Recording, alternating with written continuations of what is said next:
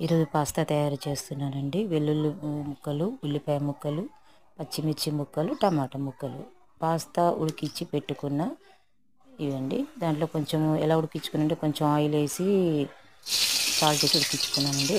Stove వెలిగించి పెనం పెట్టి దాంట్లో కొద్దిగా ఆయిల్ వేసి వెల్లుల్లి ముక్కలు వేసి అవి కొంచెం వేగిన తర్వాత దాంట్లోనే ఉల్లిపాయ ముక్కలు కూడా వేసి అది కాస్త వేగాక పచ్చిమిర్చి కూడా వేసి అది వేగాక దాంట్లోనే టమాటా ముక్కలు కూడా వేసి మెత్తగా కొంచెం ఉడికేంత వరకు వేయించుకోవాలండి.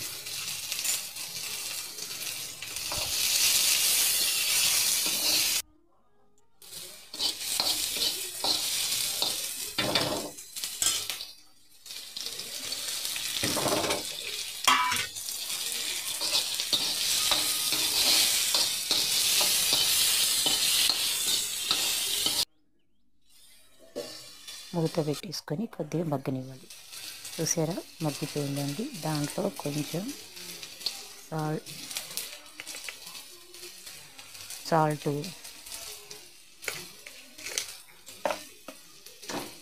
కారము, పసుపు వేసి కలిపి పెట్టుకోవాలండి. అది వేగాక కొంచెం కలుపుకోవాలండి నూనెలో. అది వేగాక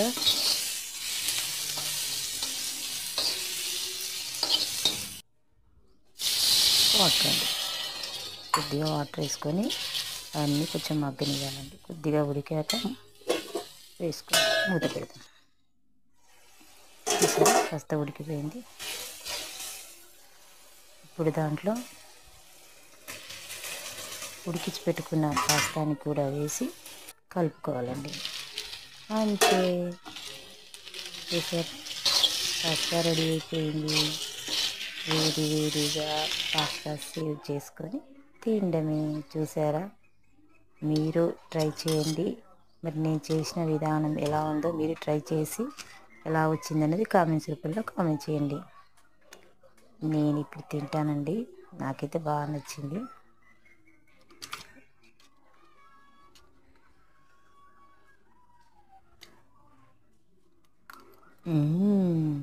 టేస్టీగా ఉందండి, సూపర్.